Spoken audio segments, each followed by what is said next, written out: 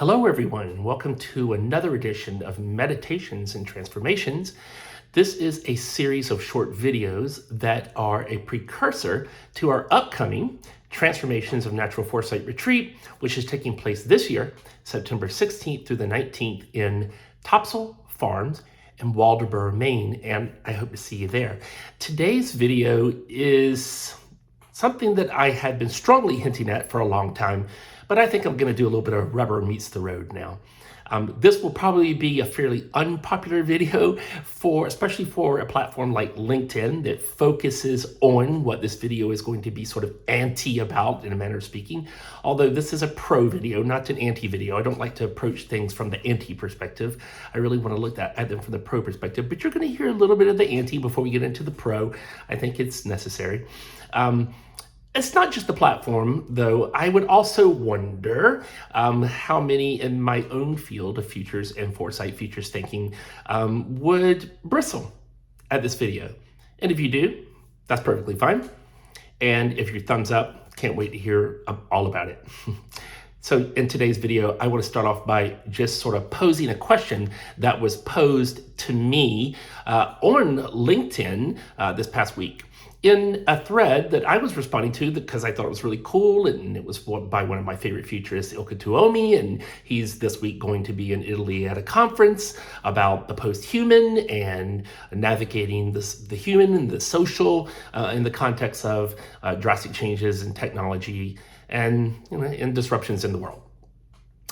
And also there's a book that I have here that was recommended to me not too long ago, although there are a lot of books like it. I think this one, because it's relatively new, will be something that a lot of you would be interested in this topic. And what is that? Well, it's about sort of the bio age.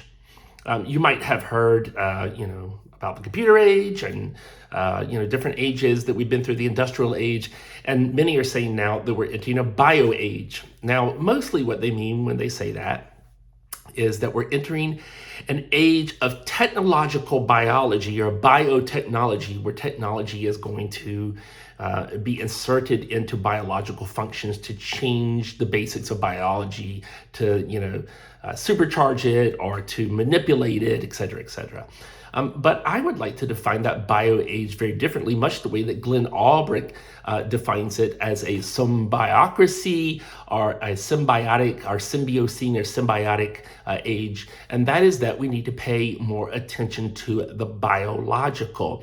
Now, I even want to go a step further than that, because Carl Sanford says that the word nature is just a word that's made to separate us from life itself. That it's not nature, it's living systems. We are living systems. The air is living systems. The planet is a living system. The cosmos are living systems. And that out of those living systems, obviously, we create, objects and technologies and things like that. But the thing that really drives all of it is living systems. And so somebody asked me when I, got on my little typey fingers, got onto LinkedIn, and I was, sharing and conversing with some pretty cool people that were in, the thread and saying some great things and having some good conversation. But somebody finally asked me, Frank, it sounds like you don't believe this, technologies like machine learning or AI could be a part of that holoptic. What does the word holoptic mean? If you haven't been watching the videos, holoptic is the eye on the dragonfly's head. It's the many-eyed parts that see a whole, the whole optic eye. The dragonfly eye is very different than the human eye. It's made up of all of these little nodes that put together those different parts, see a whole in the ways that we don't see it up, down, side to side, backwards, forwards, all at the same time, and sees the entire world simultaneously, which causes a very different perspective of time, space, and experience. That's a completely different video. There's been many before. You can go take a look. But what I really wanted to address is the fact that this person said, how come in that holoptic dance, one of the parts can't be the amazing intelligence and the consciousness, maybe even though that word wasn't used, that's what's being implied here, of AI. Why are you excluding that and you only believe in living systems being a part of the future? Well, let me address that. It's because our future only exists in living systems. Yeah, you heard me right.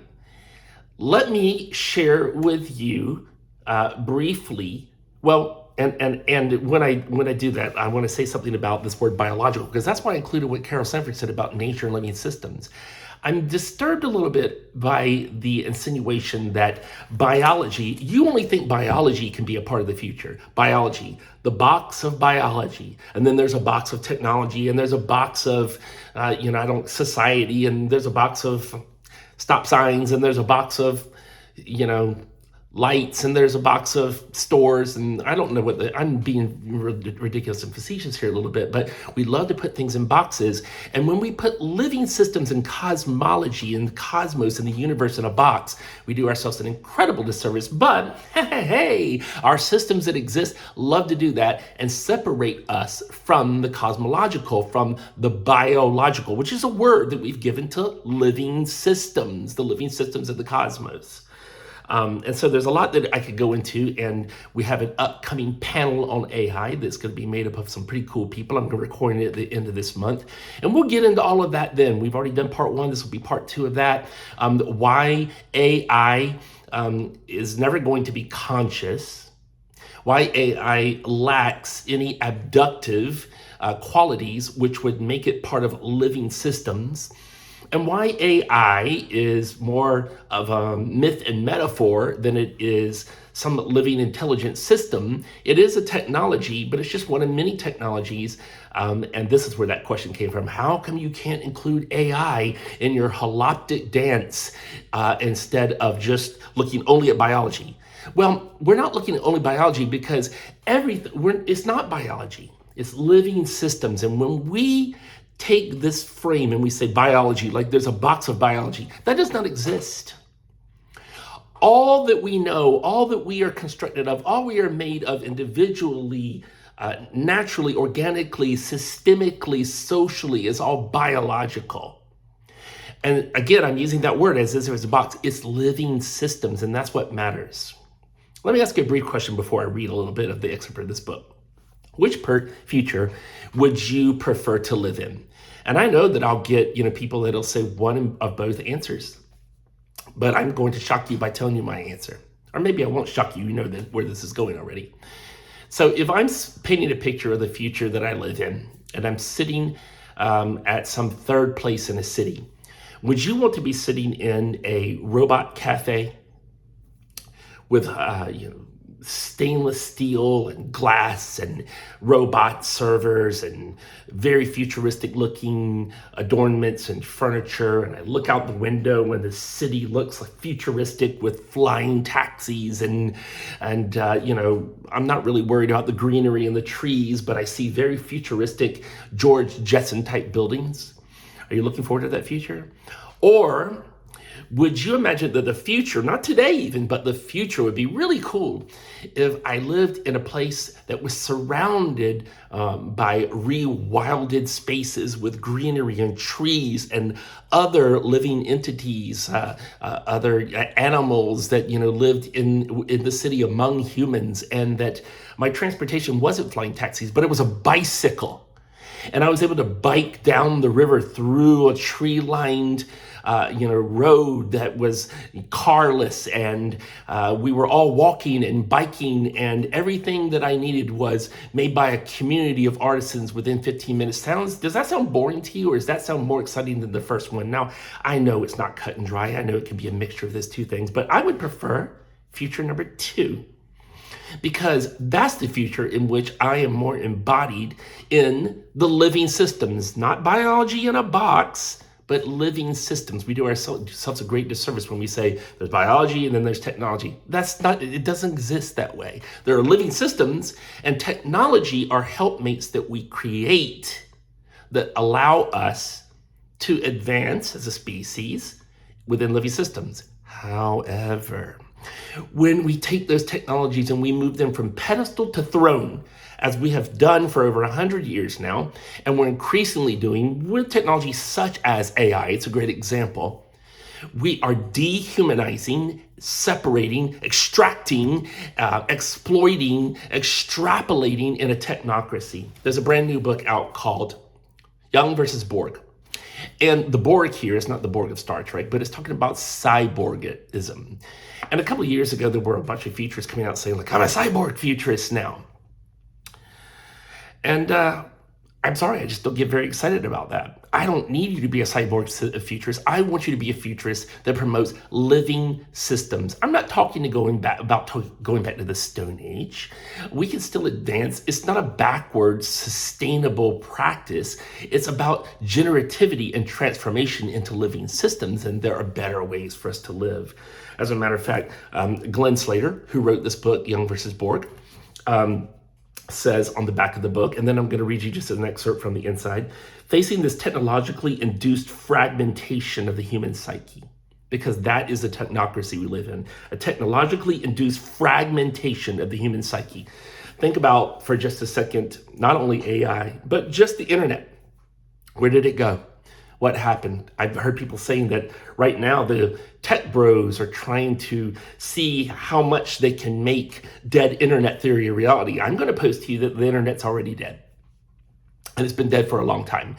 It's not what we were promised that it would be. Of course, it didn't start off to be that, but we believed that we somehow could harness it. It would be this great noospheric global brain. And instead, it has turned into just a marketplace for technological, consumptive consumerism and capitalism.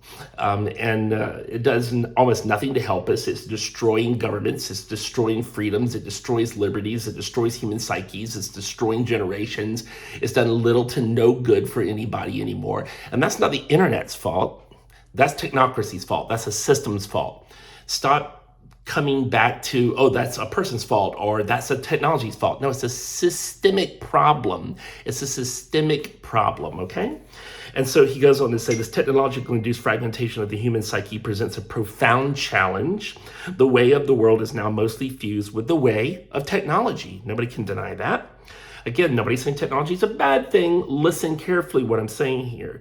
A global technocracy supporting a mass migration into cyberspace transcends the power of any individual government or corporation today. That's true.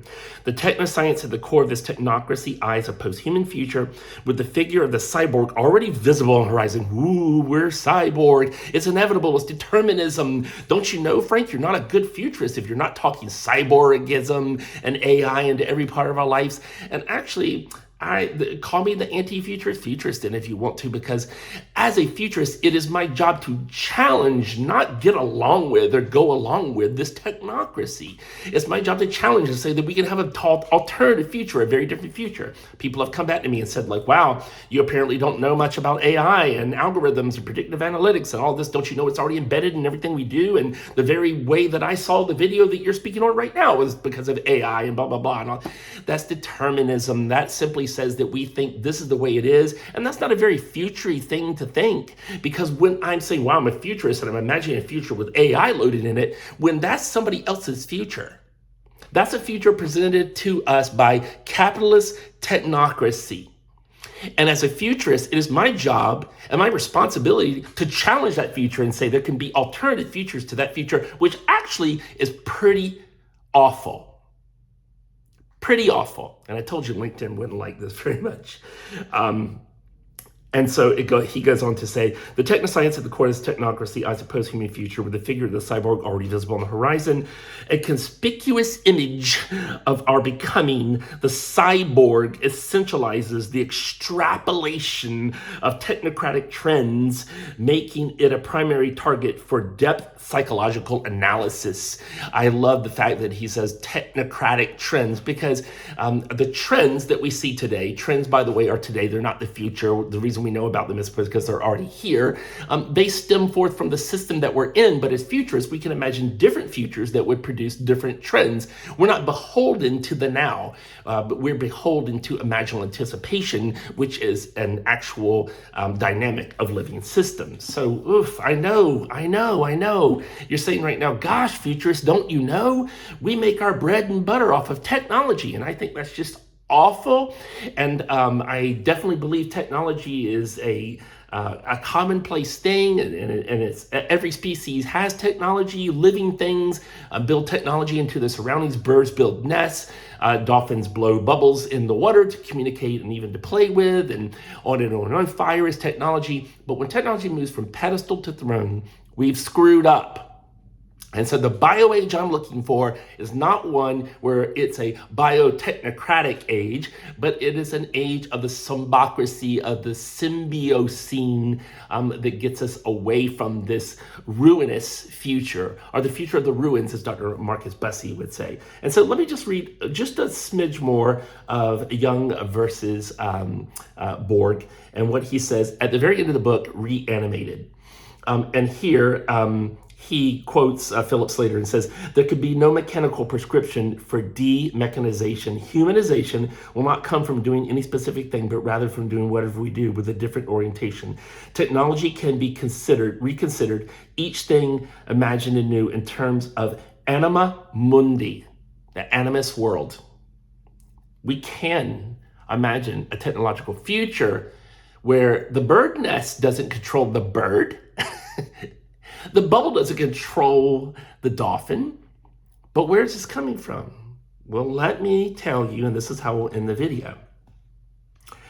Here he says, reawakening the sense of soul in the world goes hand in hand with an aesthetic response, the sense of beauty and ugliness to each and everything, and this in turn requires trusting the emotions of desire, outrage, fear, and shame. If the Titans are the eternal enemies of the gods, and the gods enter everyday life as aesthetic and emotional responses, then it is the intelligence and guiding potential of such responses that becomes a means of loosening the grip of these giants that they have on the present way of the world. That's the job of a futurist. See, don't you hear it in there? As discussed in the previous chapter, the archetypal world of the gods provides our best counter to the algorithmic world of technocracy. Recovering the soul world connection involves being with and knowing with the things of the world rather than being captivated by our secondary conceptions and use of them. Wow. A direct encounter with our surroundings stirs the imagination, the living systems. It's not, why do you think only the box of biology works? I don't. I think living systems, the cosmos is our future. The cosmos is our future. If you've bought into the nonsense that technology is our future, it never was, it never should be. And yes, in the systems that we're in, maybe we're being forced in that, but that's somebody else's future. And that is not the future that you and I should want, because it's not the future the cosmos wants. It's not the future that living system wants, if that were a thing. A direct encounter with surroundings stirs the imagination, slows us down, invites particularity and alterity, which cut through elevated schemes and endemic numbing of technocracy. As Hillman puts us, this sense of the world as an animated being, as a living thing, as a living animal, is the first component of curing enormity. Wow. Presences and voices without and within then protect us from the giant schemes and the abstract systems that seem ever poised to define and then relegate and then extract and exploit our existence and our being.